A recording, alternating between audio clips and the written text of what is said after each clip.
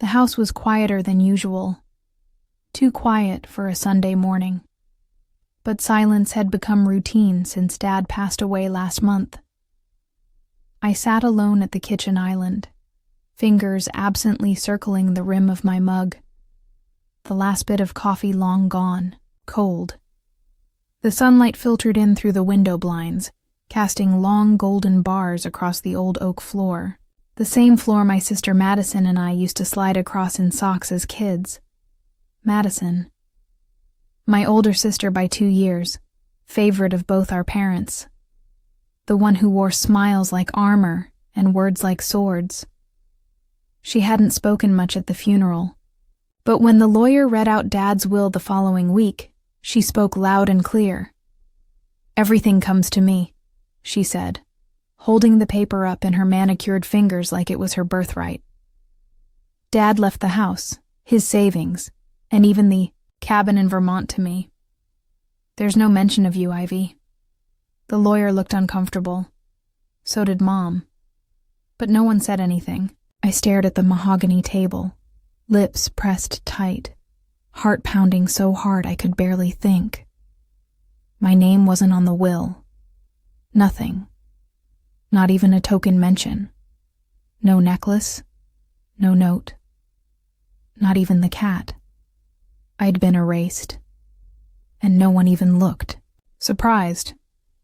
Dad and I had always been close, but quietly so. He wasn't a man of open affection. More of a quiet glance, a shoulder pat, a silent thumbs up during science fairs. Madison was louder, shinier. She knew how to command a room, even if it meant stealing the spotlight from everyone else in it. But I never thought she'd go this far. That night, I dug through the attic, Dad's old lockbox, hidden under years of camping gear and forgotten Christmas lights. He'd shown it to me once years ago, saying, "Only open this when you really need to. You'll know when." The key was still where he'd told me to keep it, taped to the underside of my old dresser drawer. Inside the box was a stack of neatly folded papers, a passport, and an envelope addressed to me. For Ivy, in case Madison ever gets greedy. My breath caught. I unfolded the letter with trembling hands. "Pumpkin, if you're reading this, I guess she made her move. I knew it was coming. I tried to change the will, but she had power of attorney when I fell ill. I never thought she'd actually go through with it. But just in case, I've left something for you. Inside this box is the key to a safe deposit box under your name. Bank of Easton, box 12277. You're the only one who can open it. What's in there belongs to you, no matter what Madison says. Don't let her win. I love you always. Dad." My chest tightened with a mix of sorrow, shock, and something colder. Anger. The kind that coils in your gut and burns behind your ribs. I folded the letter carefully and tucked it back into the envelope. I didn't cry. I didn't scream. Instead, I pulled my phone from my pocket and texted Madison. "We need to talk." By the time I arrived at her townhouse, she was already waiting at the door, arms crossed, lips painted in her usual calculated red.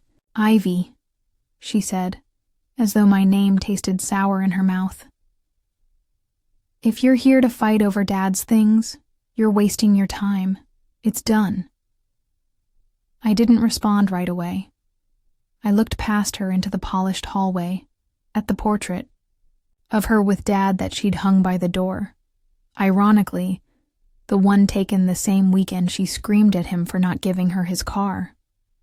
"I just want to understand," I said. "Why would he cut me out completely?" She didn't blink. "Because he knew I could handle it. You're too soft. Always were." I let her words sit. Then I smiled, just a little. "Well," I said, pulling the envelope from my coat pocket, "Dad left me something too." Something only I can open.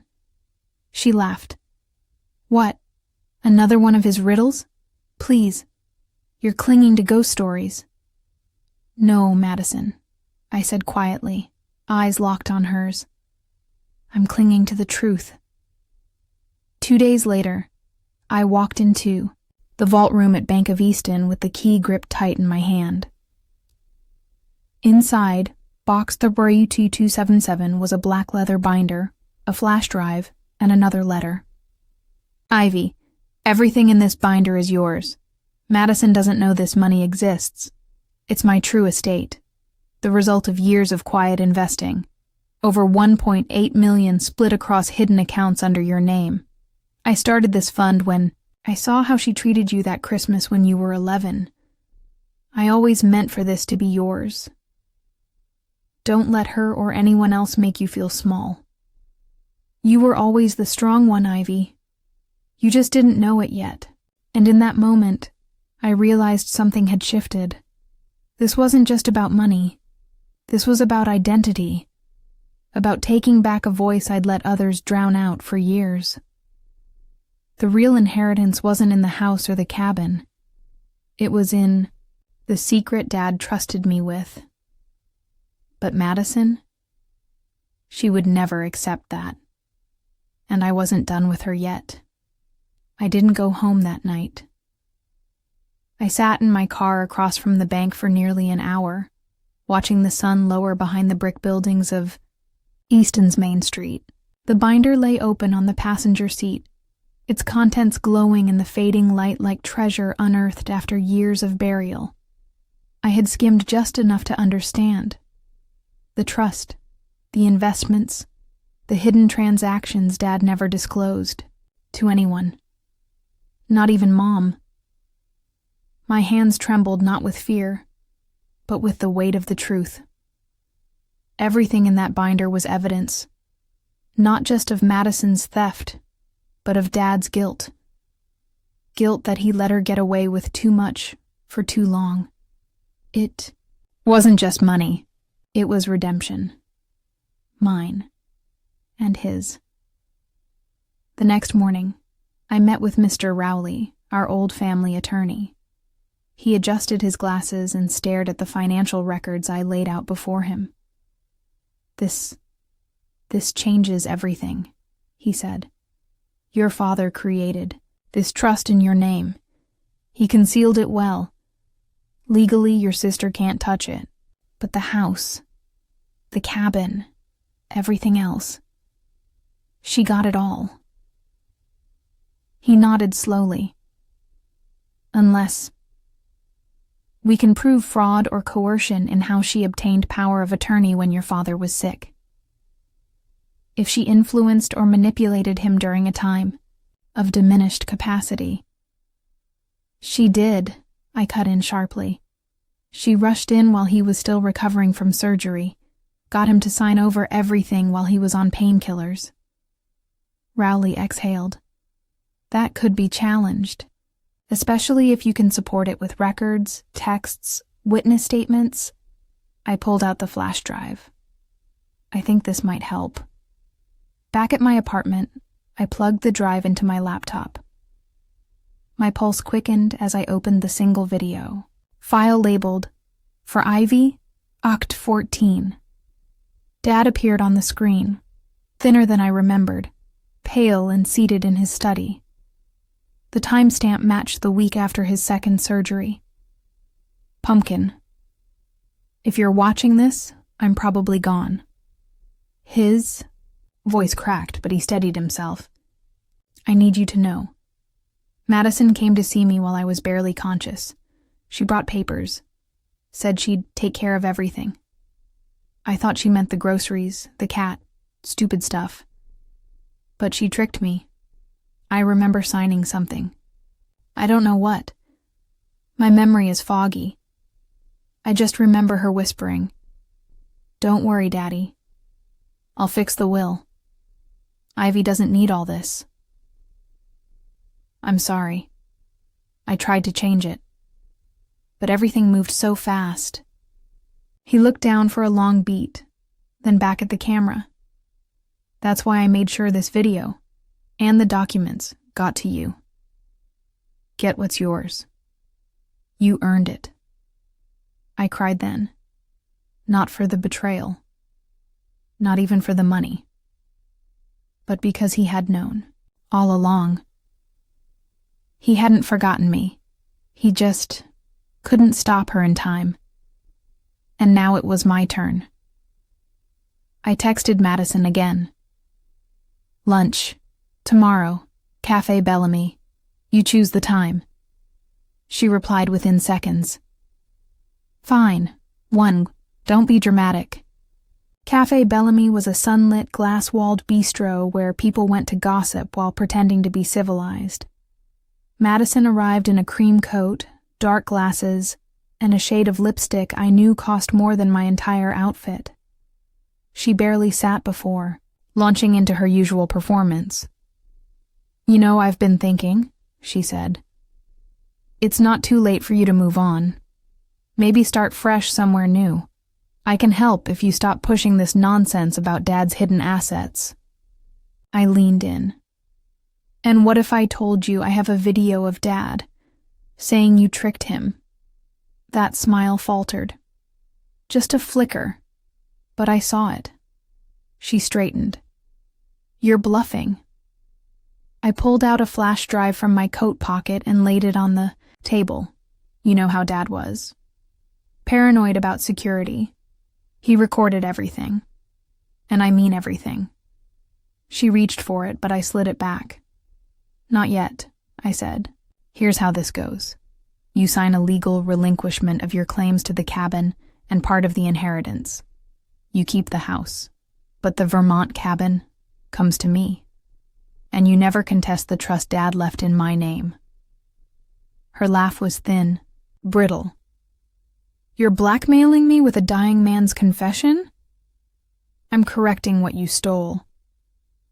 The waitress came to refill our water. Madison didn't speak.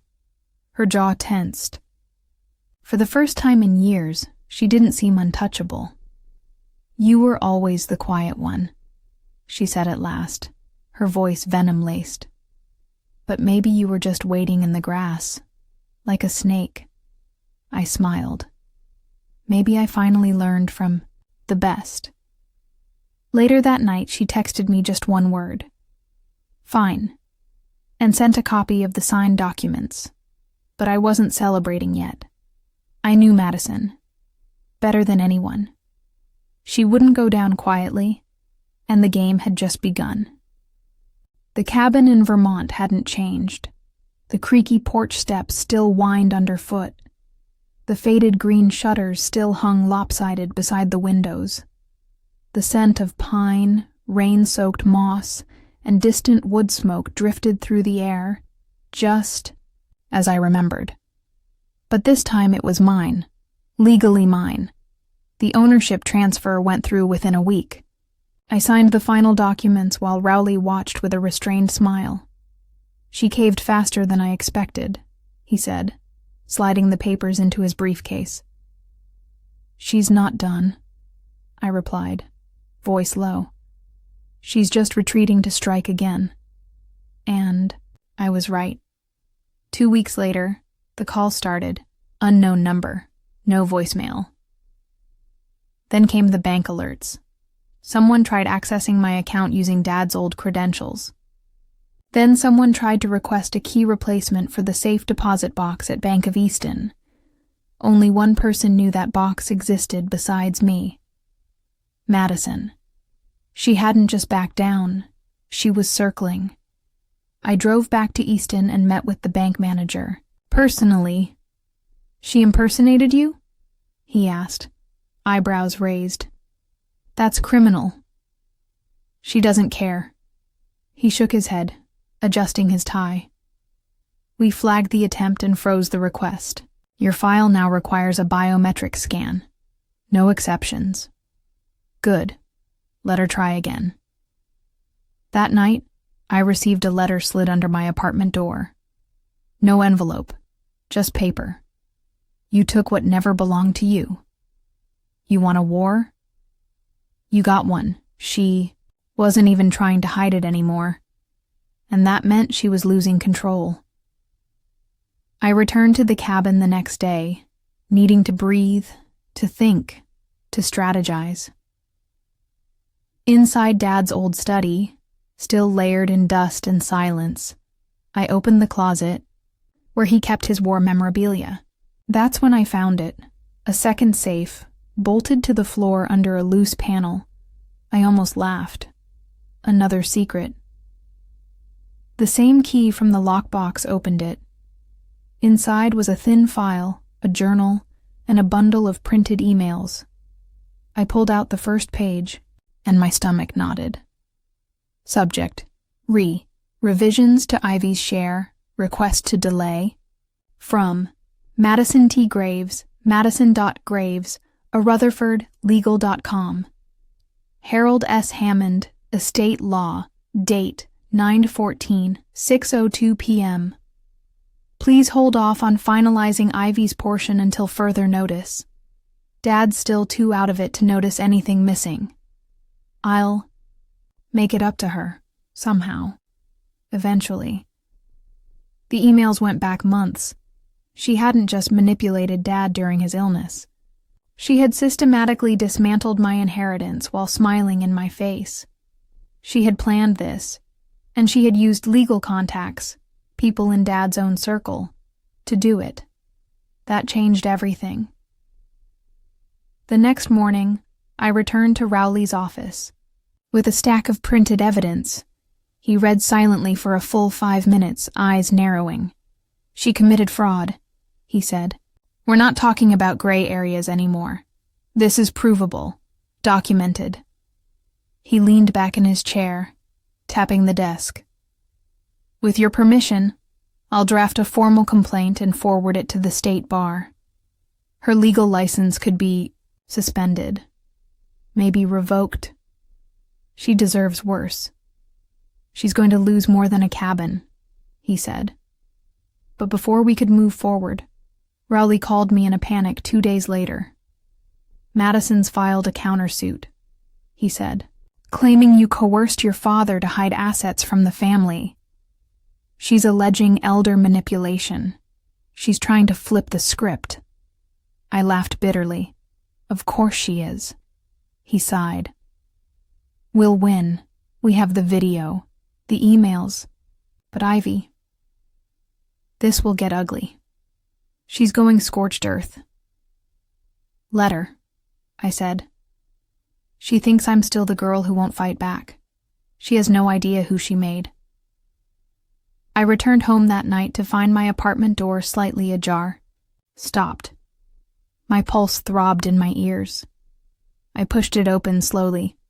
The place had been ransacked, drawers pulled open, cabinets overturned, laptops smashed, and in the middle of the floor, my father's letter, the one from the lockbox, torn in half. She had been here. This wasn't a warning. It was war. The police arrived 20 minutes later. An officer in a pressed Navy uniform took my statement while crime scene techs dusted for fingerprints, but I already knew who did it. She didn't even try to hide it, I said, pointing to the torn letter on the floor. This was personal. The officer gave me a tired look. Do you have any proof it was your sister? No cameras, no witnesses. Just the history. He sighed, scribbling something in his notebook. We'll file a report, but unless something turns up, this is going to be hard to prove. I nodded stiffly. I'd heard that tone before. Polite resignation, wrapped in official language. In other words, you're on your own. Later that night, I swept the floor in silence, gathering the shredded remains of Dad's letter. The one piece of him I still had in his own handwriting. The ink was smudged, as if Madison had stepped on it with her heel before leaving. I stared at the torn words. Never let her. Take what was meant. For you. And I didn't plan to. The next morning, I walked into Rowley's office with a fire in my gut. "We're going public," I said.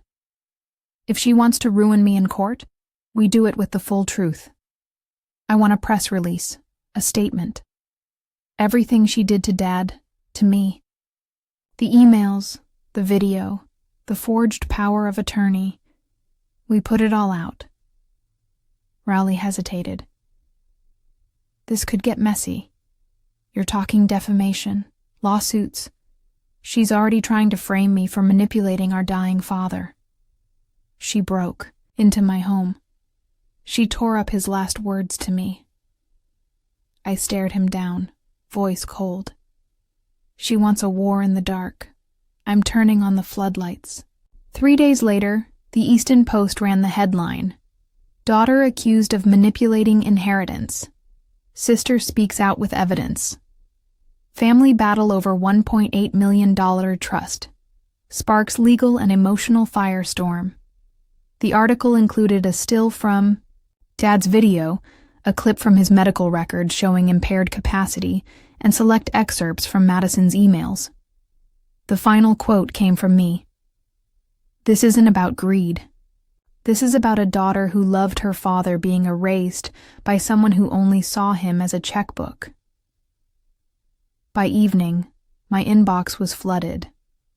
Messages of support, journalists requesting interviews. A former friend of Madison's, someone from law school, even reached out anonymously. She bragged about it once, said she'd finally convinced the old man to give her what was owed. I didn't think much of it at the time, but I have screenshots. I'll send them. I sent everything to Rowley. Madison's silence didn't last long. She posted a video of her own, seated in a sleek, cold office, crocodile tears glistening beneath perfectly winged eyeliner. "I've only ever tried to protect my family," she said, voice trembling. "I never expected my own sister would twist my concern into cruelty." Comments were turned off. The next morning, I received a subpoena. She was pushing forward with her elder abuse countersuit, fast, loud, and dirty. But I was ready. In court, I dressed simply. Black slacks, no makeup, just the truth. Rowley sat beside me, calm and razor-sharp. Madison entered in a tailored gray suit, flanked by 2 high-powered attorneys. Her smile was all sharpness and venom. As she testified, she painted me as manipulative, distant from Dad, emotional and erratic. She claimed he'd been afraid of me in his final weeks. I kept my eyes on her, unmoved. Then Rowley stood. "We'd like to present video evidence," he said. The room dimmed. The screen flickered. Dad's face appeared, frail, tired, but lucid. "She tricked me. I remember signing something. I just remember her whispering, 'Don't worry, Daddy. I'll fix the will. Ivy doesn't need all this.'" The courtroom was silent when the lights came back on. Madison's eyes darted to her attorneys, face pale. Rowley wasn't finished. He introduced the printed emails, the legal correspondence between Madison and Dad's estate lawyer, including the line she could never explain. "I'll make it up to her. Somehow. Eventually." Outside, the reporters gathered. I said nothing as cameras flashed. But inside, I could feel it. The tide shifting. The girl Madison had erased was gone, and the woman replacing her was just getting started. The courtroom air was thick with tension as the judge called a recess. Madison's team was clearly rattled. Her lead attorney whispered furiously into her ear, while she sat frozen, lips pressed into a line, knuckles white where she gripped the table. I walked out into the hallway, letting the heavy door click shut behind me. For the first time in weeks, I breathed. Not fully. Not freely. But enough. Across the hallway, a woman approached me. Late 30s, warm eyes, nervous smile. "You're Ivy, right?" I nodded warily. I'm sorry to bother you. I used to work at Dr. Kellerman's hospice clinic. I cared for your father in his final weeks. My heart stopped. You did? She glanced around before handing me a folded note. I saw the news. I thought maybe this would help you now. He gave it to me on the last night he could write. Asked me to get it to you if Madison ever tried to claim everything. I opened it with trembling fingers. The handwriting was shaky but clear. Ivy, forgive me. I tried to fix it, but she moved faster. I hope you find the cabin and the binder. You are everything she'll never be. Dad. Tears pricked my eyes. I whispered, "Thank you." And the woman just nodded, then slipped away down the corridor, leaving me with a piece of my father I hadn't even known was missing. When court resumed, Rowley introduced the letter as final evidence of intent. The judge accepted it after verifying the hospice staff's signature. Madison objected, called it a forgery. But her voice cracked when she said it, and for the first time, I saw what she really was. Not just ruthless, but desperate, because the walls were finally closing in. 2 weeks later, the judge issued the ruling. Madison's countersuit was dismissed, in full. My claim was validated. The trust Dad had created was confirmed legitimate, untouchable by her legal reach. The cabin in Vermont, fully mine, and her license to practice law, suspended, pending formal review for ethical misconduct. The press had a field day, but Madison wasn't done.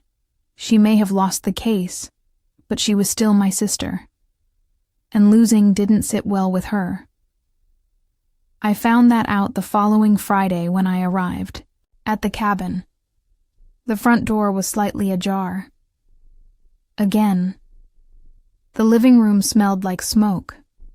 Not fire, but scorched plastic. Someone had burned something. I ran to the study.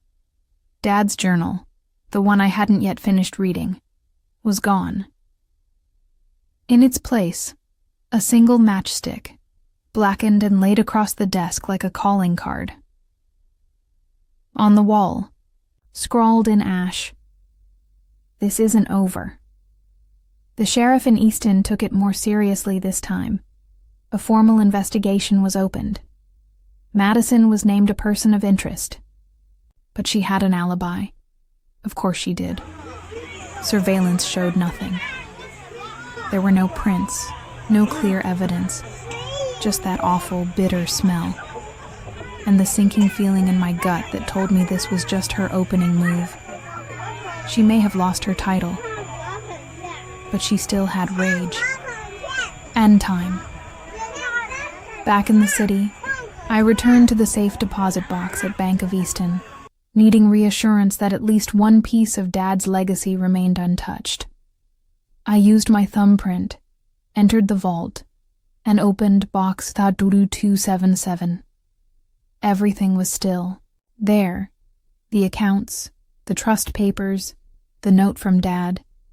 But at the very bottom, under a false lining I had never noticed before, was something new. A flash drive, labeled only "Contingency Plan if she comes after you." I held the flash drive like it was a live wire. The words on the label, "Contingency Plan if she comes after you," weren't a warning. They were a prophecy. Dad had known that Madison wouldn't stop even when the law told her to, knew that the court ruling wouldn't be her end. It would be her ignition. I drove home without stopping, locked the apartment door, closed every curtain. Then I slid the flash, drive into my laptop, one folder, one video, one text document. The video opened to Dad again, but this time he looked older, frailer. The date stamp was only 2 weeks before he passed. Ivy, I hope you never have to watch this. But if you do, then I'm guessing your sisters turned vindictive. He coughed, cleared his throat, and looked directly into the lens. You need to know the full truth. There's something I never told either of you. Years ago, I invested in a private firm overseas, a development company that went public faster than anyone expected. My shares multiplied tenfold. I kept it quiet. Too quiet. Madison, she started asking questions. One night, she went into my safe and found partial paperwork. I think that's when she started planning. I moved the funds, split them, and used part of it to build your trust. But I left the larger portion, over $4 million, under an alias. It's yours, Ivy. It always was. But Madison can never know the alias. Never. He leaned forward, eyes blazing even in his frailty. In the text file is the alias and the instructions to access it. Keep it safe. And if she threatens you, really threatens you, go public. Blow it all up. I don't care anymore about reputation, only about you. Let her burn herself if she insists on striking matches in a gas-filled room.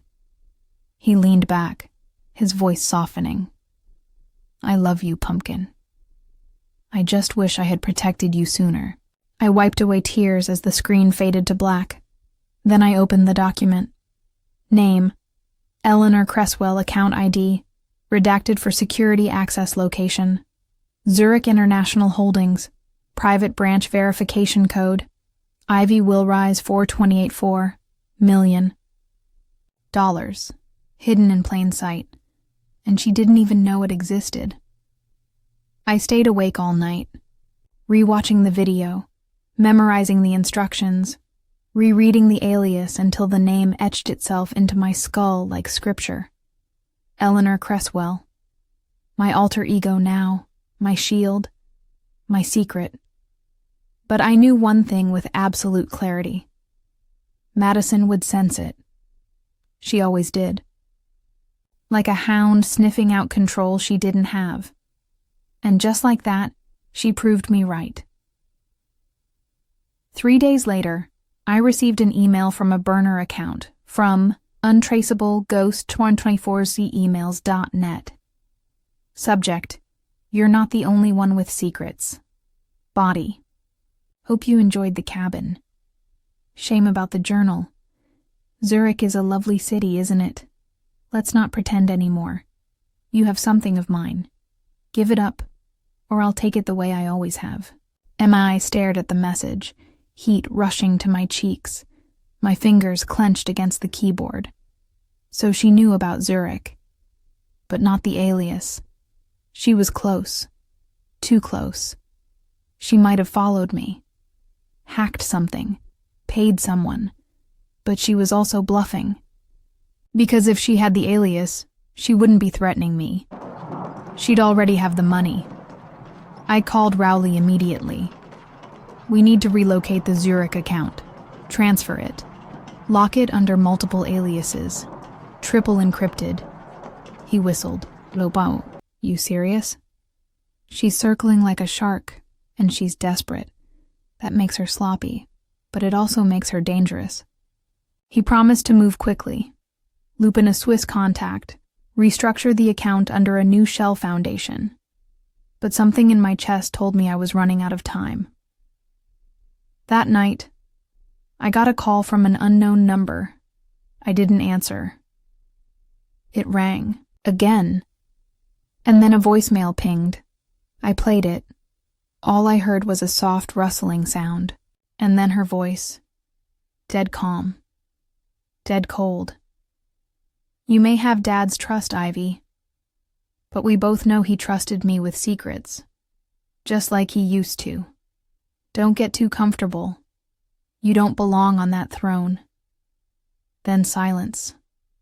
I stood in the kitchen, the voicemail still echoing in my ears, and for the first time in this entire war, I realized the next step wasn't about defense. It was about taking the fight to her. Dad didn't raise me to sit still. He raised me to be underestimated. And now it was time to weaponize that silence. I never deleted the voicemail. I played it again that morning, standing barefoot in the cabin kitchen with a chipped mug warming my hands. Madison's voice echoed through the speaker, too calm, too calculated, like she believed she still had the upper hand. But something about her last words stuck with me. He trusted me with secrets, just like he used to. That wasn't just spite. That was Madison breadcrumbing a threat, a warning hidden beneath ego. She wanted me to believe Dad gave her something, that she held some unknown card. I leaned against the counter and stared at, the steam curling from my coffee. What did she think she had? I returned to the study. The room still smelled faintly of burned paper, but some things had survived, like the dented filing cabinet in the corner, jammed for years. Dad used to curse at it every tax season. I yanked at the middle drawer. It screeched open halfway, enough to see the edge of a leather-bound folder crammed behind some old tax returns and faded bank slips. It wasn't labeled. But the moment I opened it, my stomach dropped. Inside were pages from a private therapist's office, names redacted, notes in long looping script, descriptions of sibling rivalry, emotional triangulation, and covert inheritance discussions. At first, I thought they were Dad's, until I saw my name in the margins, not in his writing, but in hers. Madison had brought Dad to therapy, or followed him there, under a fake pretense. She had taken notes, underlined phrases like, "Ivy has a stronger moral compass than Madison," and "I fear Madison will twist my wishes." And then she had scrawled in pen across the bottom of the last page, "This never leaves this drawer." I sat back, dizzy. She knew. She knew how he felt. She knew he feared her manipulation. And rather than change, she buried the evidence. She wasn't trying to prove she was worthy of his legacy. She was trying to rewrite it. That evening, I met Rowley in person again. His office now had a security guard posted at the elevator. "She's applied for an injunction," he said as soon as I walked in. "Trying to freeze the Zurich account while her new attorneys verify the legality of the trust." "She doesn't have the alias," I said. He nodded. "But if she convinces a judge there's possible foul play, it could get locked in limbo for years." "And the evidence I found?" He looked at the folder, read the pages slowly, then said, "It's time to end her smear campaign." We sent a certified letter to her legal team the next morning. Included transcripts of the therapy notes, confirmation from the clinic that Madison had impersonated a legal aid, a declaration that any further defamation or interference would trigger, a formal restraining order, and a separate civil suit for harassment and fraud. Her lawyers responded within 24 hours, no comment, which, in Madison's language, was panic. That same night, I received a text from a number I hadn't seen before. Unknown. I can make this stop. Unknown. Let me explain myself. On my terms. Unknown. One meeting. You choose the place. No lawyers. No cameras. Just truth. For For a long time, I stared at the screen. Every part of me screamed not to engage. But I'd already realized something crucial. Madison didn't ask for meetings. She summoned people. But this was a plea. So I answered. Me. Sunday. 7 p.m. The cabin. You come alone. I cleaned the place obsessively the day before. Not for her, but for myself. I wanted no distractions, no mess, no room for her to twist the setting into something she could control. When Sunday came, I lit the fireplace, left the front door unlocked, and placed 2 cups on the kitchen table. She arrived 10 minutes late. Black coat, red scarf. No expression. I watched her walk in like a storm held behind glass. I didn't come to fight, she said, eyeing the untouched teacups. No, I replied. You came because you're losing. She didn't sit, just circled slowly like a cat in a cage. You always thought he loved you more, she hissed, because you were quiet, polite. You didn't challenge him like I did. No, I said. I didn't manipulate him like you did. Her eyes burned. You weren't built for power, Ivy. You're soft. Dad protected you from how hard this world really is. You think just because he left you a hidden account, suddenly you're the heir. I stood. No. I think because he left me the truth. I finally understand what you are. A long silence. Then, for the first time, Madison's voice broke. I was the one who stayed when he got sick. I made sure his medication was on time. I sat through the nights while he forgot who we were. You also made him sign documents he didn't understand. I made sure everything didn't fall apart. You made sure you didn't fall apart. The fire cracked beside us. For a moment, all I saw was 2 girls again.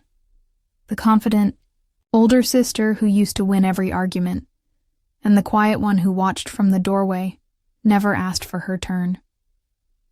Until now. She sat finally, her voice low. Ivy, he told me things. He said he regretted how he raised us, that he gave you too much softness, that you needed strength. I was supposed to show you. You showed me betrayal. I leaned across the table, but I thank you for it now. Because I learned, and I won't forget again. Her hands trembled just slightly. Then she stood. You'll regret this, when your legacy is built on tearing me down. No. I'll regret if I let you keep rewriting the past.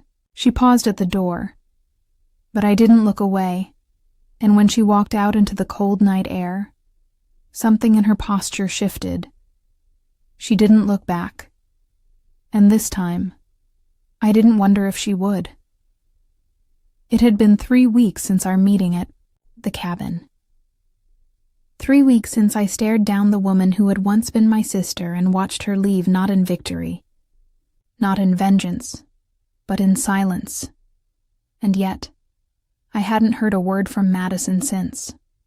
No lawsuits, no threats, no anonymous messages, just silence, not peace. Not yet, but stillness. A long overdue pause in the storm. Rowley called me one morning.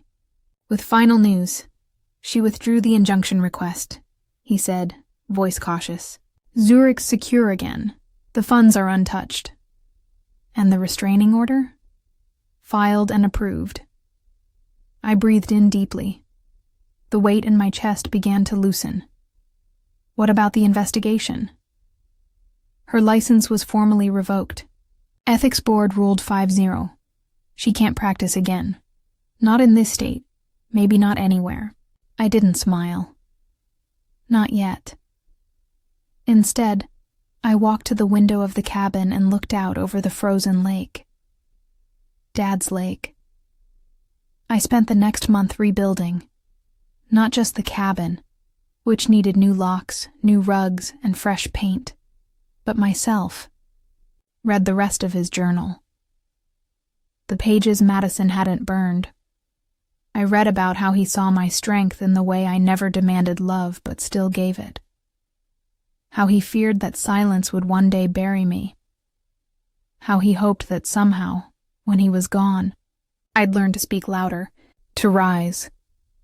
He never wrote that he loved me more, but he showed it, with every layer of protection, every secret trust, every plan.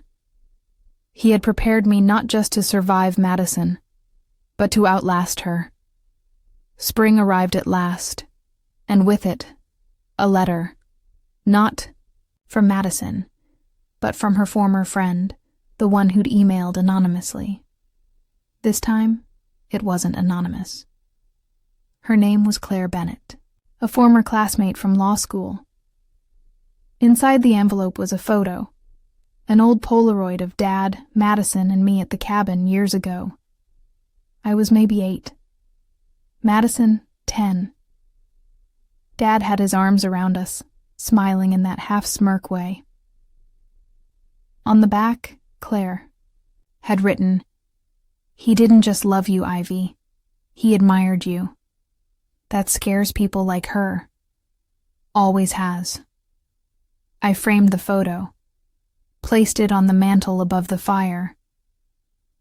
The cabin was quiet that evening. The kind of quiet that didn't feel threatening anymore, just natural, earned. I sat with a cup of tea, the dogs I'd adopted curled at my feet, and opened a letter addressed to Eleanor Cresswell Zurich International Holdings. Inside was the final confirmation. The account was officially transferred, the identity encrypted, the balance intact, and entirely mine. But it was never just about the money. It was about the truth. The voice I had almost let die inside me. The story I had once let others write for me. I was no longer the erased daughter, no longer the forgotten sister. I was the one Dad trusted in the end, not with money, but with his name, and I carried it now with pride. I never saw Madison again. I heard through Rowley that she moved to a smaller city, started over, quietly. Some say she teaches legal ethics at a community college. The irony still makes me laugh sometimes. I don't hate her, but I don't miss her either. Some family is blood, and some family is the truth we choose to honor. As I closed the final page of Dad's journal one last time, I whispered the words that had carried me through the worst of it. Ivy will rise. And I did.